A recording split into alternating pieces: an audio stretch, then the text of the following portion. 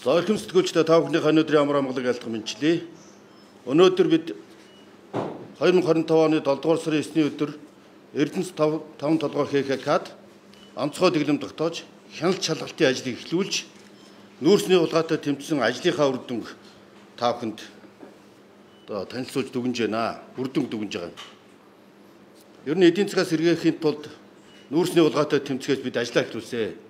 Эдийн засгаас сэргээнэ гэдэг бол нүүрсний улгаатай тэмцэнэ гэсэн үг. Нүүрсний улгаатай тэмцэнэ гэдэг бол эдийн засгаас сэргээнэ гэсэн үг.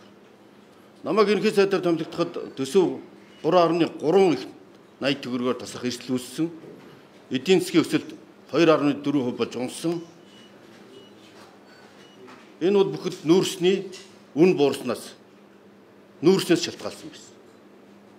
Ингээ ажил аваад анх удаа түүхэндээ улсын төсвөө 2.2 их 80-аар хэмнэсэн төсвийн тодорхойлыг хийсэн.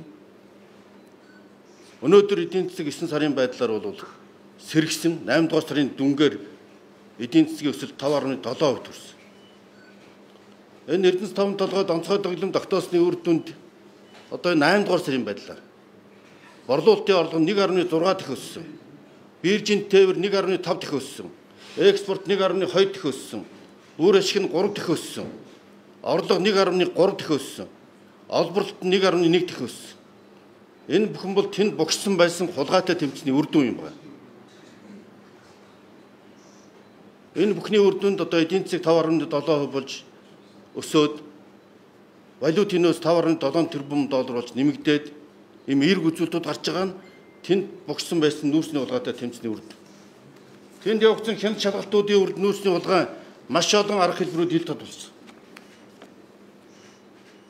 Бүгд нотлоготой баримттай авилгатай тэмцэх газар шилжүүлсэн. Энэ нүүрс баяжуулах үйлдвэр 1 их 80 төгрөгөөр барьж байгуулсан үйлдвэрийг 18 км-ийн цаана яагаад байгуулсан бэ? Энэ хооронд 1.5 сая төгрөгөөр тээвэр хийдэг байсан. Онцгой дэглэм тогтоосноор 400 мянга болж уурсан. 7 дугаар сарын 19-ний өдөр бид энэ 5 толгой компани дээр очиж ажиллахад уурхай дээр нь очиж ажиллахад олон 10 хулгайн тухай яригдчихсэн. Бүгдийг нь одоо дасан зогсоож авилгатай тэмцэх газар шилжүүлсэн. Ийм хол зайд барьчаад Борте гэдэг уурхай амн дээр болохоор баяжуулах үйлдвэр чинь тэр нь ашигладаггүй. Энэ тээвэр зөөвөр нь бүгд асар өндөр өртөгтэй 280 тэрбум төгрөгөөр тэгээд конвейер барихаар тэр конвейер нь хизээ дуусч буустал барьж дуустал нөгөө 1 их 80-ийн үйлдвэр маань үршиггүй 30 сая тонн 10 сая тонн угаах хүчин чадалтай энэ нүүрсний үйлдвэр ашиглалтанд орсон бол ёстой нөгөө 44 их 80-ийн хулгайгаас ч илүү орлого Монгол улсад ирээдүйд урт хугацаанд орох болцоотой энэ үйлдвэр бараг ажиллахгүй сул зогсож байгаа. Ийм үрлэгэн замбраагүй байдал байсан. Одоо тэрнийг олохын тулд 280 тэрбум төгрөгөөр тийшээ конвейерийн шугам барьж байгаа.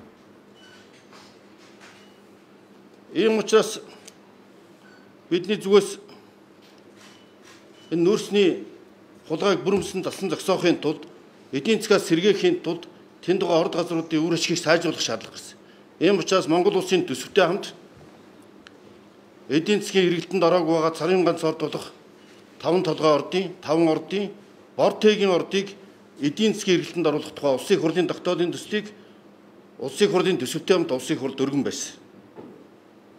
Энэ Бортегийн ордыг ашиглах тогтоол өргөн баримтгц улсын хурлын дарга нэр дэвшихгүй гэжсэн 3 сарын өмнө нэр дэвшихгүй гэжсэн дарга маань яаран сандарч нэр дэвших мэдээлэл хийж эхэлсэн.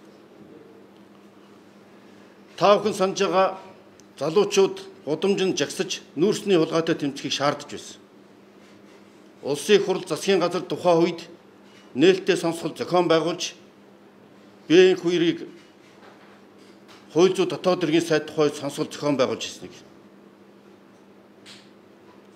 Би яг ийм адилхан улсын хурлын даргаыг нүүрсний хулгайн эсрэг тэмцэлд хамтран ажиллана гэж итгэж байсан. Нүүрсний хулгайд холбогдсон гэдэгт нь итгэхийг хүсээгүй. Харамсалтай нь их хурлын даргын асуудлуудад нэр холбогдсон байсан. Өнөөдөр эвдлэлд нь нэгдэх тухай ярьж байна. Ийм нэгдэл шодрог ёсон дээр дуулах ёстой. Учраас Монгол улсын ерхий сайд би Монгол улсын үндсэн хууль заасан онцгой бүр эрхийнхаа дагуу улсын их хурлын гишүүн Баттөмрийн их баярыг хууль зүйн дотоод хэргийн сайдаар томилж байгаагаа ард түмэндээ хандан мэдгэж байна. Нүүрсний хулгайтай хийх тэмцлээ илүү эрч хүчтэй эрч шийдэмгий үргэлжлүүлэхийн тулд Баттөмрийн их баярыг хууль зүйн дотоод хэргийн сайдаар томиллоо.